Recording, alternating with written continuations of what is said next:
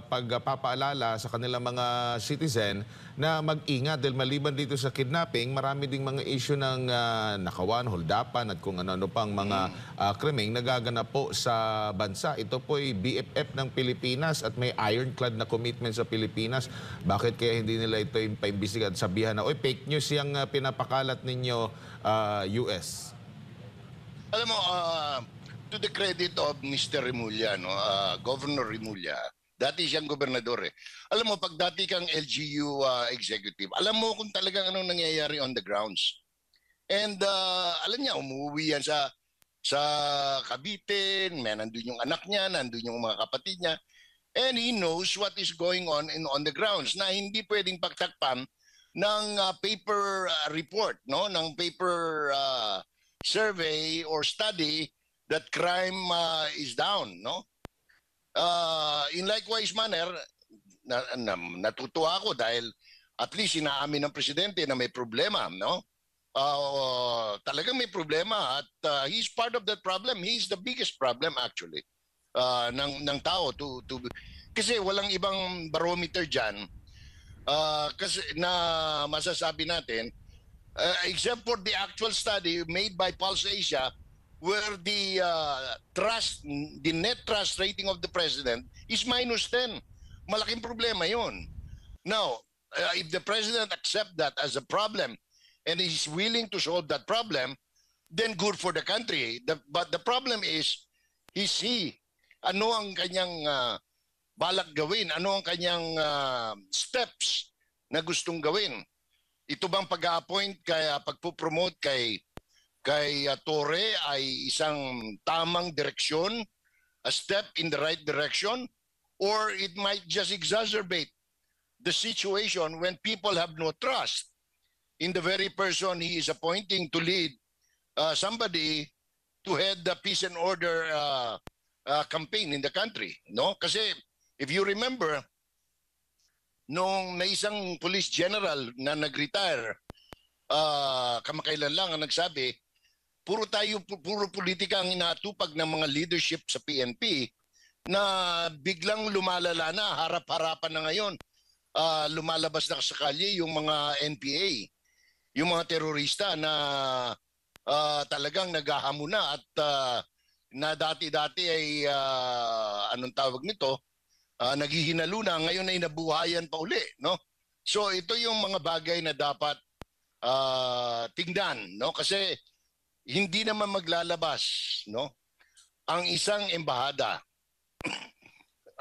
o gobyerno, foreign government, ng travel advisory, especially extreme dangerous travel advisory sa kanyang mga nationals unless nakita nila na meron talagang danger para sa kanilang mamamayan na magtungo o naririto na sa bansang Pilipinas, Admar.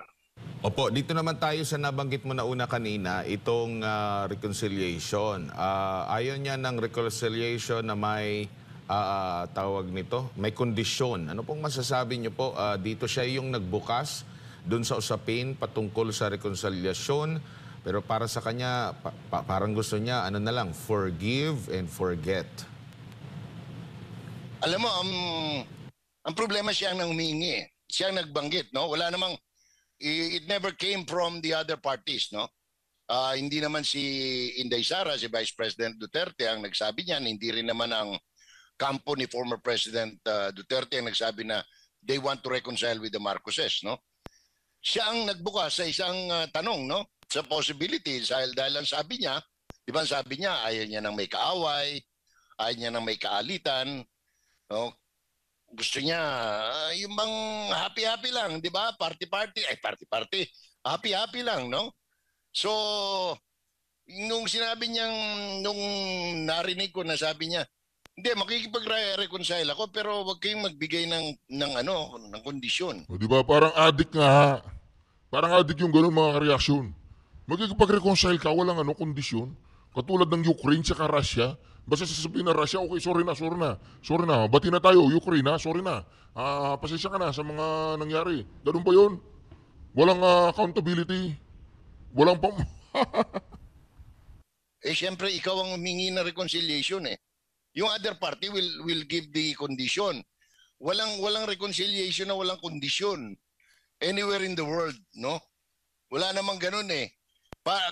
Wag na tayong lumayo kahit na sa away na lang na magkasintahan at magsyota o mag-asawa. Palaging may kondisyon yan pag nagre-reconcile. O wag mo nang ulitin ha, okay na ako sa iyo. Di ba palaging ganun eh. Hindi naman pwede yung sige na, patawarin mo na ako. Kalimutan mo na yun. Wala ka nang maraming sinasabi. Hindi mo pwede yun. Magagalit lalo yung asawa mo niyan o girlfriend mo, di ba? O yung mister mo. Di ba? Nangaluy niya ka pagkatapos sasabihin mo wala nang kondisyon. Ganun yun eh. Opo, dito naman po sa naging pahayag din ni Pangulong Marcos Jr. na parang hindi siya naniniwala doon sa mga survey kung saan mababa yung grado niya. Tingnan daw sa ibang survey. Anong masasabi mo naman dito? Dahil ito, sentimiento ng taong bayan at kung pagbabatay natin ng mga survey, maliban doon sa pagbibigay ng grado sa mga opisyal ng gobyerno, nandun din yung survey kung ano yung pinakapangunahin nila na pangangailangan at laging naunguna, pagkontrol sa presyo ng bilihin, kahirapan, peace and order, trabaho. Nagtutugma ito doon sa mga gradong ibinibigay. Noong sa unang interview, kanyang inamin na kailangan na talagang maiparamdam sa taong bayan. Tapos, biglang pihit na naman dito sa panibago niyang naging pahayag, Manong Jay. Alam mo, yan ang problema ng presidente natin, no? Meron siyang acceptance pero mas grabe yung denial niya. You cannot solve the problem pag wala kang acceptance na may problema. Kasi kapareho niyan. Simple lang naman. Gusto niya you want to test the water, Mr. President, where the public trust you. Pumunta ka sa palengke. Yung less anong tawag ito, walang gimmick. Yung ocular ka lang bigla, no? Walang announcement. Makikita mo kung mahal ka ng tao eh. Yun na lang dito na lang example, pag pinalabas nyo, alam ko we have some video. Pupunta siya nung campaign period. Alam mo kung mahal ka ng tao eh. Pagdating mo ran, para kang rockstar. Talagang tao sa iyo di magkamayaw. O pupunta siya, anong ginagawa nung alyansa? Gagawa sila ng job fair. Mamimigay sila, magpe-payout sila ng AKAP at iba pang ayuda just to gather the people. Pagkatapos sasara yung gate, parang sa ganoon hindi makaalis para pagdating ng presidente marami pang tao. Isa pang example, yun na lang sinisigaw yung pangalan mo. Pero ang sigaw ng tao, yung BBM tapos walang gustong sumigaw. Tapos kung may sisigaw man, Duterte sinisigaw. Alam mo, if you are in denial, you cannot solve the problem. No? Walang pinagkalayo yan sa adik eh. Na sinabi, nak, magparehab ka kasi anong tawag nito para makatulong. So, hindi naman ako adik eh. Tumitira lang ako pero hindi ako adik. Yung mga ganon, ang hirap. Hindi ka makakasolve ng problem. Tumitira lang ako, hindi kami adik. Tumitira lang kami, hindi kami adik. Hindi rin kami nagbebenta, nagsishare lang, ganun. Anong ibig sabihin no? You cannot find solution to somebody or to a situation where you don't accept that there is such a problem, no? I just hope the president realizes that because ngayon, di ba nagka-cancel nga sila? Dito na lang, pumunta ng Alabel. Pinagbawalan yung media na pumasok. Kasi, for what reason, we do not know. Tapos makakakita ka ng video, kumakaway siya, walang kumakaway pabalik. So, ano pa bang pruweba ang gusto mo, Mr. President? Para sabihin, alam mo, mahirap. Sa totoo lang, ang hirap ng spin, no? Kung spin doctor ka man o PR man ka o crisis manager ka. Kaya ngayon problema nila, walang gustong tumanggap ng communications. Kaya ako, nagre-recommenda na nga ako. Yung mga alam kong loyal pa rin sa kanila, no? katulad ni kaibigan kong si Leslie Bocobo, no, isang manunulat. Kasi balita ko tinanggihan din ito yung offer to the communications. Hindi naman effective si Jay Ruiz.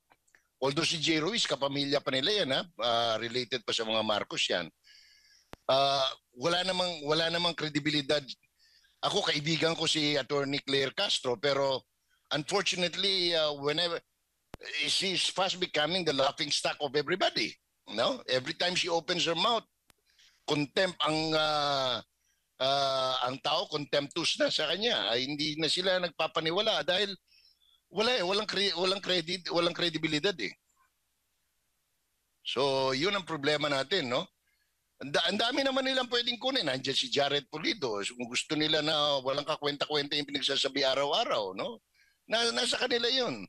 Pero, yun nga ang problema nating malaki. Dahil isang araw sasabihin ng presidente, tanggap niya may problema. Sa susunod na araw sasabihin niya wala namang problema. Oh. Saan pupulutin ng bansang ito kapag kaganyan yung...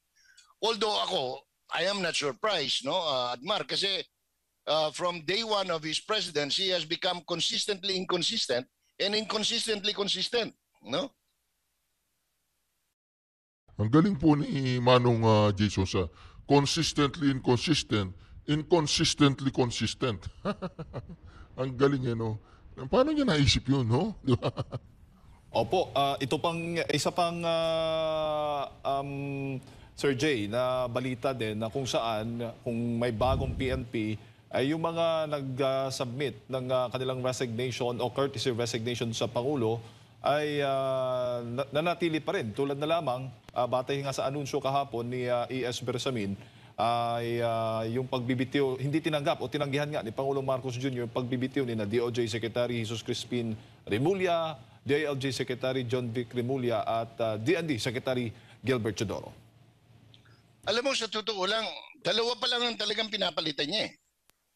Dalawa pa lang, yung chairman ng CHED at saka yung Solgen. No? Wala naman siyang ibang pinalitan eh. Kadali-dali naman yun. Kung tinawag na lang niya, oy, Prospero, halika nga rito. Total, nakaserve ka na ng matagal dyan sa CHED. Papalitan na kita. You don't have to call for a general resignation. Courtesy resignation of everybody. Alam mo, optics yan eh. Pakitang tao pagka ganyan, no? And it doesn't speak well of leadership, no? Pagka ganyan, gusto mo lang pala magpalit ng Solgen, di sinabi mo lang sana, oy, Narj, halika nga, punta ka sa opisina, usap tayo. Gusto ko lang magpasalamat sa iyo kasi alam mo, dami, ayaw na kitang para makapag-practice ka ng maayos sa loob mo, bigyan na natin sa iba muna yung Solgen. Ang dali-dali naman eh. Isipin mo, magigimik ka, pare-resign mo lahat, pagkatapos wala ka naman palang papalitan. Actually, kahit naman sa human settlements, hindi naman siya nagpalit eh. Nilipat lang niya si, anong pangalan nito? Yung Acuzar. si Acuzar, dahil unang-una matanda na. Pero ang pinalit, tao rin ni Acuzar eh. Kontraktor din eh. Di ba? So, wala rin. So, wala. Do you expect kakayanin ni Aliling na magpatayo ng 1 million houses in 1 year? Wala. Unang-una, walang pera. Wala nang pera gobyerno eh. Ang deficit spending natin nasa 415 billion first quarter pa lang. Kaya nga tayo utang, kaya nga ang gobyerno utang ng utang, no? No. Meron pong bagong video ngayon ng si Bongbong Marcos kasama niya yung kanyang asawa at saka dalawang anak. Siguro ito yung sagot nila doon sa birthday ni BP Sara. No? Nagkaroon sila ng tinatawag na parang press con, ganun. Di ba? Huli na lang, Sir Jay, sa tingin mo, sa natitirang mga taon ng panunungkulan ni Pangulong Bongbong Marcos o ng Marcos administration, nakikita mo bang makaka-recover pa tayo? May mga pagbabago pa ba? Naaasahan ng taong bayan? Pagdating sa pangunahing bilihin, kinakailangan magigpit pa tayo lalo ng sinturon. Kasi wala akong nakikita kasing dahilan para mabago yan. Dahil unang-unang, ngayon pa lang, ang presyo lang ng bigas ng palay, no? Kaming mga magsasaka, kaming nasa bukid, maangal na wala na, halos 13 pesos na lang per per kilo. Ang production cost nasa mga 17 pesos na. So sino pa magtatanim ng palay? Kung iasa naman natin sa importer, ang makikinabang lang naman dyan yung mga kliyente ni First Lady sa kanilang law office ng mga importer ng bigas at smuggler ng bigas. No? So yan, isa pa yan. Ngayon kung sa crime, I don't know. No? I don't want to prejudge Nick Torre. Baka sakali, no? O basin og sa Bisaya pa, malamdagan siya sa Espiritu Santo, niya makahimo siya og milagro. No, but that is like wishing for a Lazarus to come back from the dead, no? So ano pa ba? Ako naman ang pinaka masasabi lang na ang ko lang is tayo as an individual gumawa lang tayo ng diskarte sa ating sarili, wag tayong umasa na sa gobyerno kasi we don't like to get frustrated again, no? But pwede pa ba? Pwede naman kung gugustuhin niya, no? Kung gugustuhin niya. Pagkakaisa ng bansa, madali, no? Ang dali-dali niya kung ako ang gagawa, unang-una, sige, ba't tayo nagkakaway kasi politika. Sige. Ano ba sabi ng ICC? Kinakailangan ng state na tatanggap kasi palalayain nila si Di sabihin na, sige, we're willing to get him back. 'Di ba? Mr. Duterte, send him tomorrow. We will welcome him. Tapos, I will sit down, I will convene the National Security Council, inviting all former presidents, including the incumbent Vice President, para magkaisa na tayo. Pwedeng gawin Lahat ng ito pwedeng gawin. No? Sasabihin ko lang naman, Boying Rimulya, ni-retain na kita. Yung binuhay mong kaso na walang kakwenta-kwenta, you tell your fiscal to withdraw the case na para makalabas na si Pastor Kibuloy at magkasama sa usapan, magkaisa na tayo. Pwede naman yun Ang problema is he willing to do that? Yun ang more important question. Because if he's not willing to do all these things na pinag-uusapan natin ngayon, let's forget it. No, walang kapag-apag-asa ang bansa natin. But if he's willing to take the steps na para sa kabubuti ng bansa, pwede. Wala naman imposible rito. Sabi pagka lalo na sabayan natin ng dasal yan, magagawa at magagawa lahat Opo. Yun lang po. Alright, maraming salamat Sir Jay sa inyong pong oras at sa pagbibigay po ninyo ng impormasyon ngayong umaga. Sa ulitin po, mabuhay po kayo Sir Jay.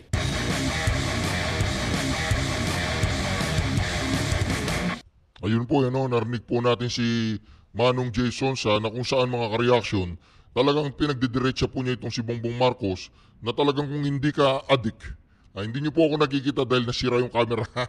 Dahil kung hindi ka addict, Bongbong Marcos, naiintindihan mo na ang pulso ng taong bayan ay wala na sa'yo.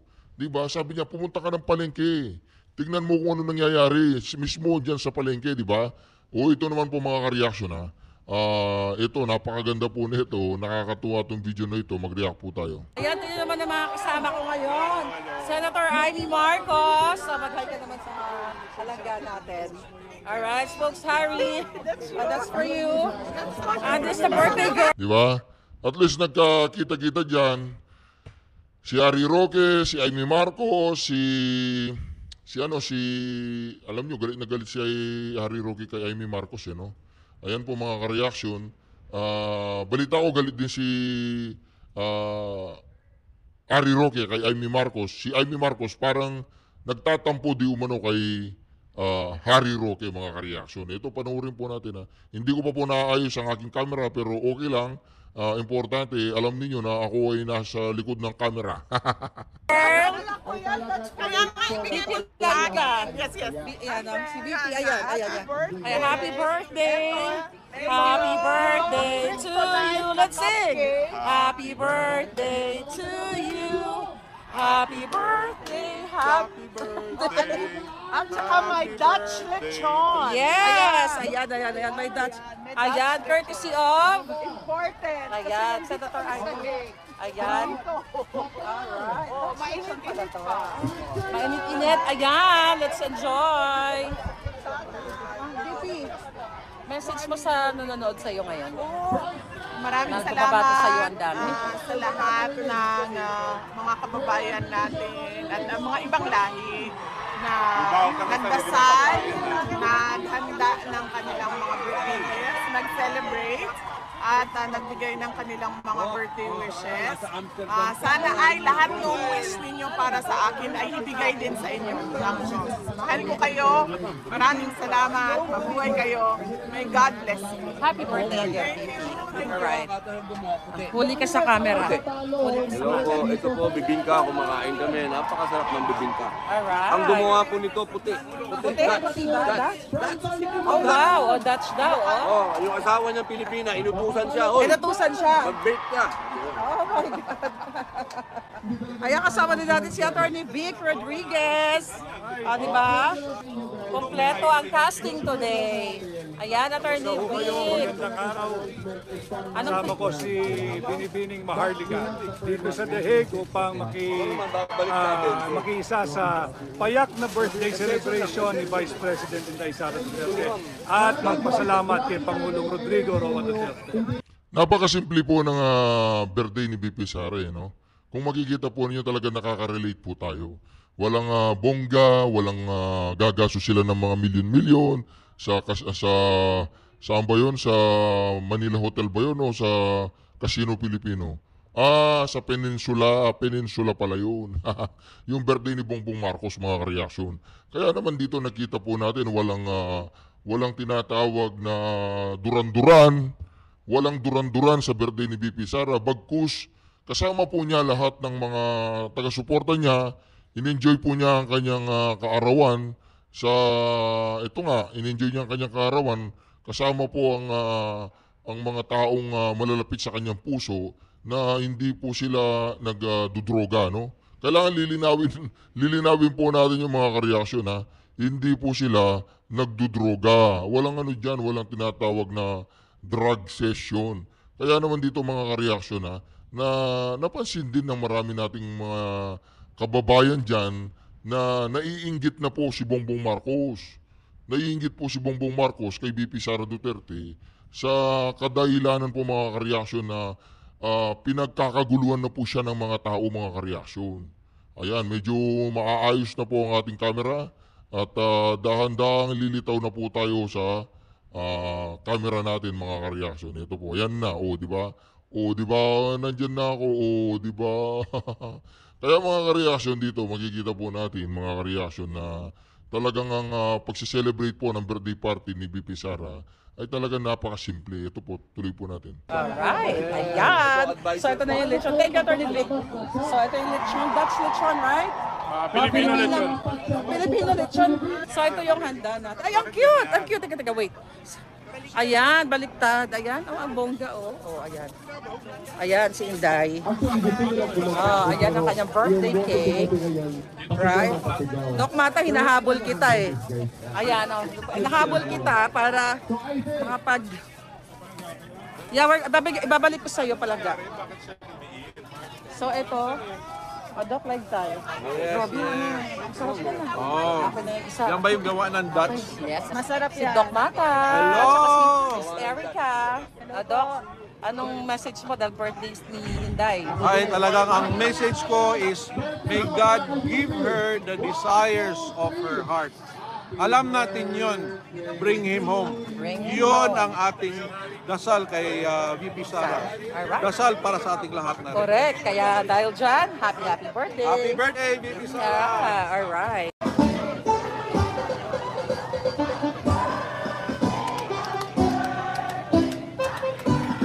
Day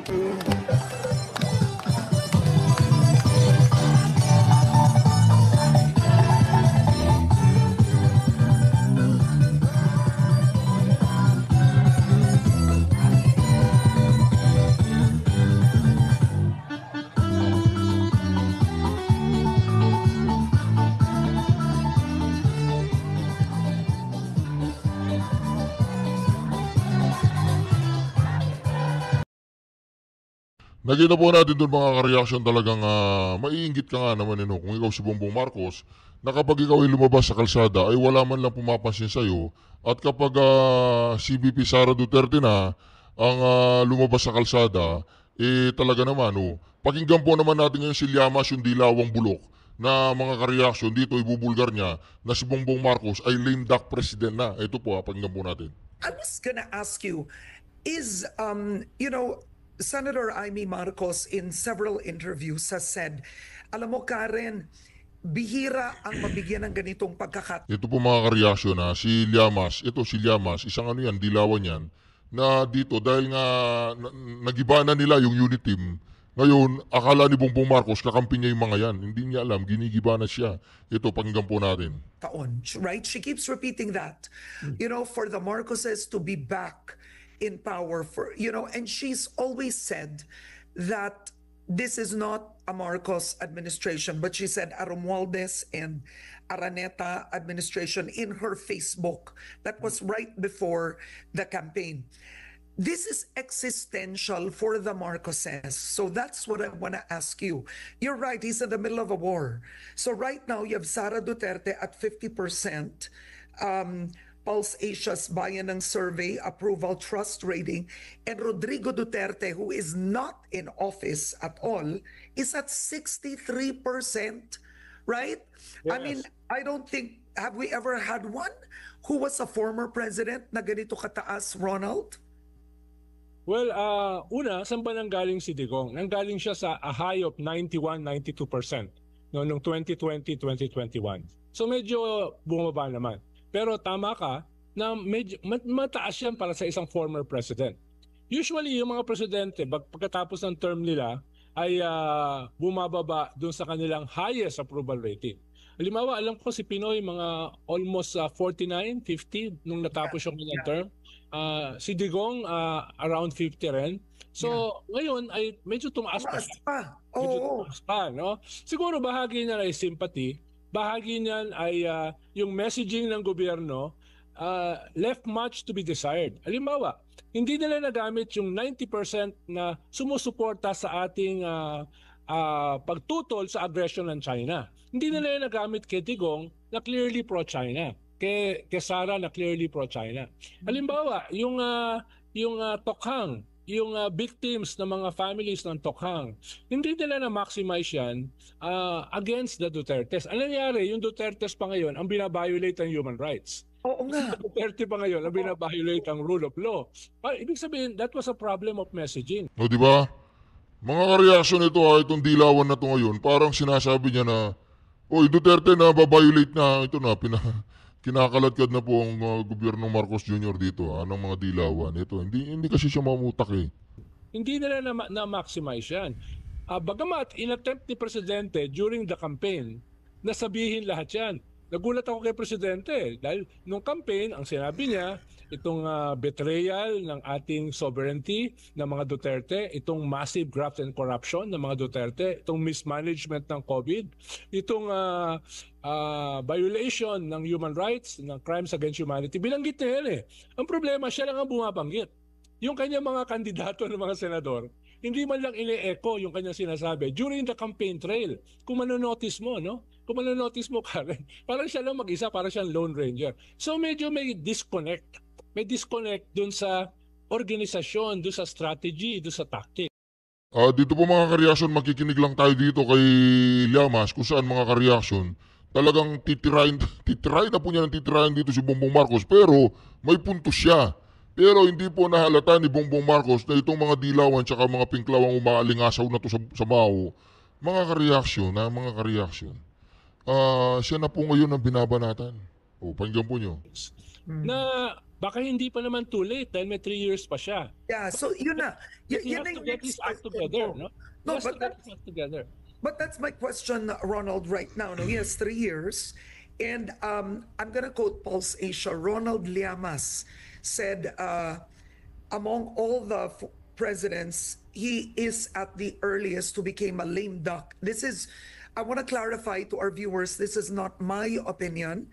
This Yes. is coming from an interview with Ronald Llamas on ANC, where he said usually presidents become a lame duck a year before they leave office. Yes. Kasi iniisip na yung susunod na presidente, di ba? Doon na lumalapit lahat ng politiko. Yes, yes. Oo. He said typically that's a year before, right? Ronald Holmes of Pulse Asia said Yeah. that. Yeah. So, ito, sinabi rin Ronald Holmes, napakaaga daw naging lame duck. I want your thoughts on that. And ito, be specific, Ronald. What can he do? What can he do in the 3 years? Well, tama si Tokayo, no? Tama si Ronnie, no? Ngayon nasa verge siya, nasa bingit siya of being an early lame duck president. Dahil yung kanyang approval ratings bumababa, tapos yung kanyang kalaban tumataas. Tapos galing siya sa isang disastrous budget controversy. Kung maalala mo, no? Yung budget controversy, medyo defining yun. Dahil before the budget controversy, yung mga Duterte ay nasa isang corner. After the budget controversy, sila ngayon ang nasa corner. Nagpatuloy yan hanggang sa midterm na medyo naging disastrous. At tapos ngayon, mga approval ratings niya ay pababa. Even lower than Gloria Macapagal Arroyo. So, yung kanyang mga political base na hindi naman yan loyal, wala namang ideology yan, will slowly gravitate doon sa frontliner sa 2028. Dahil wala naman silang, for now, wala naman silang kandidato for 2028 na mataas ang ratings. So all that combined will help create the lame duck president na ating incumbent president. So yun yung magiging problema niya. Mag-gravitate yan slowly. Yun ang ibig sabihin ng lame duck. Yung political base mo, yung mga local officials, yung Congress, yung Senate, dahan-dahan yan magne-negotiate doon sa iyong kalaban. Or kung sino man yung leading going into the 2028 elections. Yun ang ibig sabihin ng lame duck. Yung legislative bills, yung priority bills, magkakaroon ng problema. At posible yung tinutulak ni yung binanggit ni Vice President Sara, posible na magkaroon ng impeachment. Hindi ni Sara, kundi ng presidente. Kung hindi niya aayusin ito, dahil sinabi ni Sara pilote na niya idea ng impeachment. Ibig sabihin, nararamdaman ni Sara na bumababa siya at tumataas siya. Nako, di ba itong mga dilawan na to talagang gustong-gusto mo impeach si Sara? Eh dahil hindi po nila kayang i-impeach si Sara ngayon, ang i-impeach nila ay si Bongbong Marcos. Nagpapalipad na po sila ng mga salita. Paggampo natin. At unti-unti niyang mahahatak